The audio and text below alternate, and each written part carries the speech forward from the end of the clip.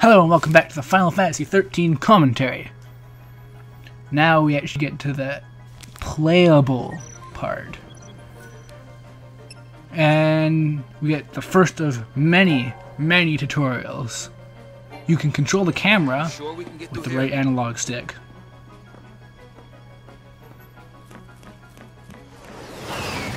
Yeah, Final Fantasy XIII has quite possibly the longest tutorial I've ever seen in a game, ever. It's ridiculous. I don't even... It's 70% of the game, estimate. Maybe a bit more, maybe a bit less, but it's a lot, and it shouldn't be, but it is. Anyways, something that should be a positive, there's no random battles, they've gotten rid of those. It's been gone for a while in Final Fantasy. But, yeah, so you can avoid fights sometimes. It's kind of like the Chrono Trigger type thing, where sometimes they put in your way and there's no way to avoid getting to a fight usually. But if you're quick, and that's easier said than done, the characters control like tanks in this game. But yeah, if you're quick, you can avoid fights. And at this point in the game, I'd suggest you do that. There is no real reason to fight enemies right now. You don't get experience points, your characters can't improve. The benefit is that they drop potions and Phoenix Downs. And Phoenix Downs are kind of valuable. And this game has a really annoying realistic system where you won't get stuff like potions and stuff from generic enemies and stuff. So if you feel in need, you can fight all of these guys and stock up. But it's not really that worth it. Your characters can't improve at all besides equipping accessories and weapons. And yeah, there's nothing, it doesn't have the complex systems of previous Final Fantasies where you have like body armor, a head, accessory, that kind of thing. This is just accessories and weapons, nothing else. As time goes on, you will get more slots for accessories, so you can equip up to 4. But it's still, yeah, this game does open up a lot, and you do get a lot more options later on.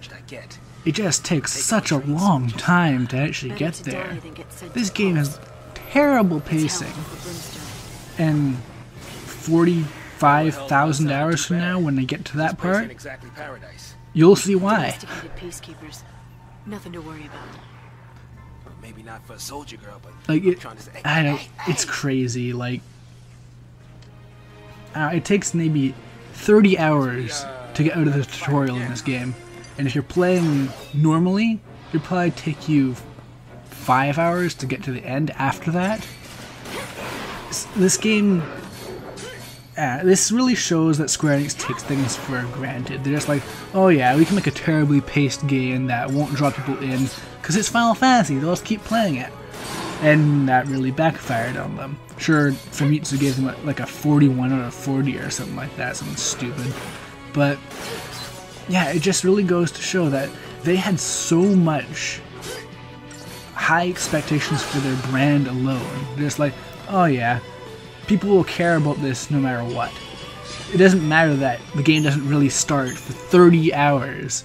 It doesn't matter that there are no towns by the way, no NPCs, nothing like that. You're basically running through a whole bunch of dungeons, and these are terrible dungeons by the way, they're just straight lines with enemies.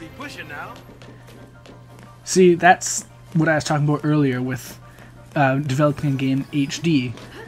This game has really fantastic visual direction, but they had to cut everything else. The combat's overly simple, there are tons of cut features if you look at like the trailers and stuff like that.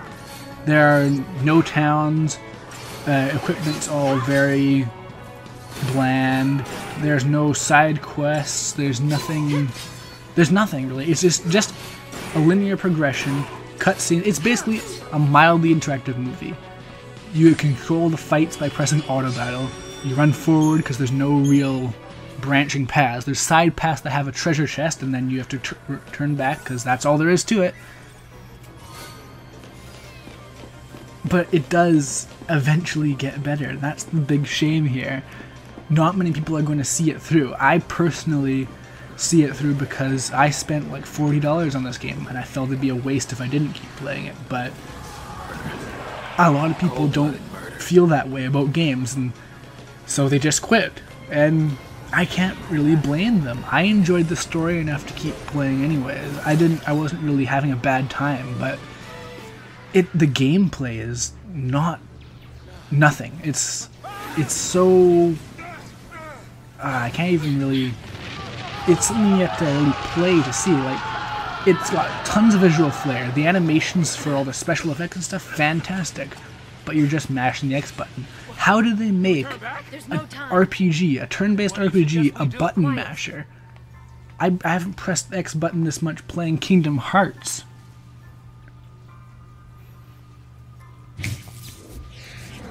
Anyways, this is actually a great time to point out something that I think is a bit unfair of a criticism.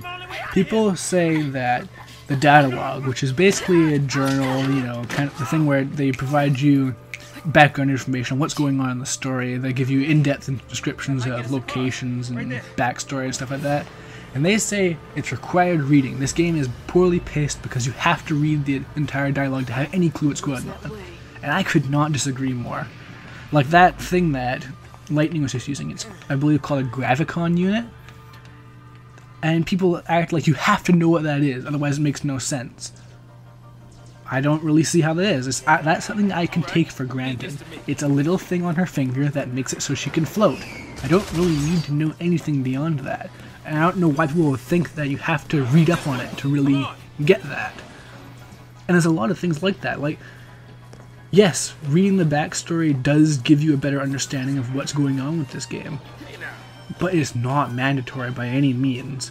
As far as I'm concerned, this is one of the best self-contained stories in Final Fantasy, because it does everything it intends to do, and I think it's well done enough that you can have a good idea of what's going on without actually reading up on it, like, say, Kingdom Hearts. And then maybe it's just a matter of me being more familiar with series where you do have to invest a lot to really understand what's going on, but I don't know, I think that this is a pretty well-told story. Even whether you like the story or not, it's at least fully functional. He wants to kill us without a fight. Anyways, introducing the first mini-boss. Guess how you beat him? And yeah, the purpose of this boss is to introduce the chain mechanic, but if you've been paying attention, I've already fought a battle where I got a preemptive strike, which you get by going behind an enemy, and then you'll have a blue entrance instead of an orange one. When you go into a preemptive strike, you will go in and automatically attack every enemy on the field and raise their chain gauge to almost full. Every enemy has a different level of chain percentage. Like, for example, the Cyclone Enforcer here has a chain percentage of 130%. Once you hit him enough to get up to 130, then his chain gauge will go up by 100%. The percentage is a multiplier for your attack damage. The higher it goes, the more damage each hit does. And I already did that. I already got a chain, and yet this tutorial is supposed to explain it. And it's not hard to get a chain either if you just keep mashing the auto battle. So yeah, it's very likely you'll see it before this moment. Anyways, yeah, there's not a whole lot to this fight. So, You're going to be hearing that a lot, I'm betting, until about halfway through the game, when the fights actually require some level of strategy beyond switch to heal, switch back to attacking things. There is a lot of little depth things like that. I've even seen guides that go as in-depth as things like the length of each character's attack animation, and things like how to set the correct order of attacks to maximize your chain bonus and stuff. I'm after the fal'cie. And I'd imagine that it could expedite your way through the game, but maybe if you're fighting a super, like, one of those bosses that they have in Final Fantasy that is way stronger than it has any right to be. If you're fighting one of those bosses, then yeah, I guess maybe then you can use that information. I still don't even think it's necessary at that point. It's really just for people who want to show off, to, like, you know, do those things where they beat a super boss in like 30 seconds or whatever, even though that's impossible with this game. Anyways, I'm about out of time. See you next time.